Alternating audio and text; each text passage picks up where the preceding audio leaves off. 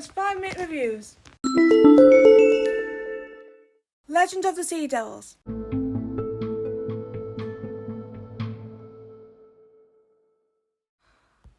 The Legend of the Sea Devils is an episode which I get with the criticism because of things behind the scenes. But hey, for me, it doesn't matter at all because this episode is one of my favourites. And it works for me in a way that I guess, which can often happen with weaker episodes. We've happened before. Borak, Bell, Ransolos, that did quite well. Vanquishers, that did quite well. The Doctor went in the road room. Another one. Oh no, wait, also, which I love. It's sometimes when a weak episode does better than an episode that might take more risk and fails to do, but that happens, and that's something very interesting. I loved how the Sea Devils were written because they were the lead threat finally and thankfully. And I'm gonna say it's proven to me as a viewer that comebacks are very crucial in winning me back over. And once again, this is a successful occasion. This later happens with Kate Stewart in the next episode, so that is a pretty good sign. I loved Madam Ching, Yinky, and Jihan. I love the supporting cast because this was a huge result for representation, and they were really great assets. And especially when you look at Jihan, who I felt had that comedy factor, Yinky had that innocence, and Madam Ching had that fierceness. I loved learning about Madam Ching, who is a real life pirate. And I liked how she was in control, and I felt she was written very well. I was hyped for the pirates because this was at a time where I was just getting so hyped about Sky Pirates and the Age Chronicles. Recommend that book, really recommend it. If you want to see some of my thoughts on the Sky Pirates, I'll put the link in the description to the video I did on Lisa. Very, very good.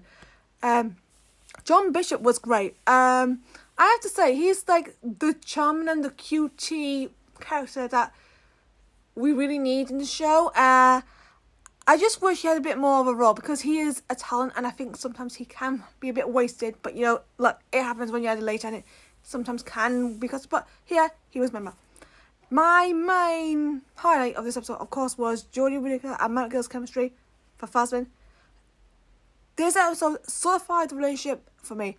It took a long time, but I'm here now, and it's a big relief, which is great. Every single scene they did was a huge standout, which helped their representation because representation with LGBTQ+ in Doctor Who is really mixed, and some of the shows are starting to put the pace. So I expect a lot more with Doctor Who now with representation. And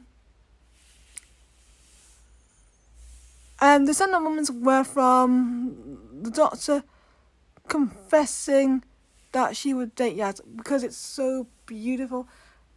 And there were so many moments from flying as well, which was when we flying past, it was beautiful. The underwater date for me is a magical moment because there's a lot of intimacy, so many memorable lines, and they were looking like they were gonna kiss. Yeah, well, I can deal without the kisses. Yeah, I can deal with them. I I would have loved them, but yeah, maybe it might be bad, but hey, that happens. That emotional chat on the beach is my final point because it impacts me so much because I keep crying whenever that music's on. I don't know how, but it's absolutely beautiful. They both deserve each other, but they can't, and that's how it really is so sad.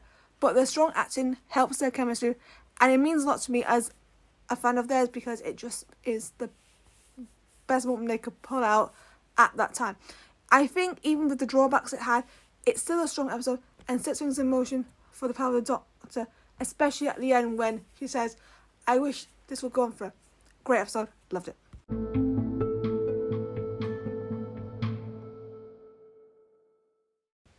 I hope you enjoyed this 5-minute review. Please subscribe to the channel and I'll see you next time. Bye!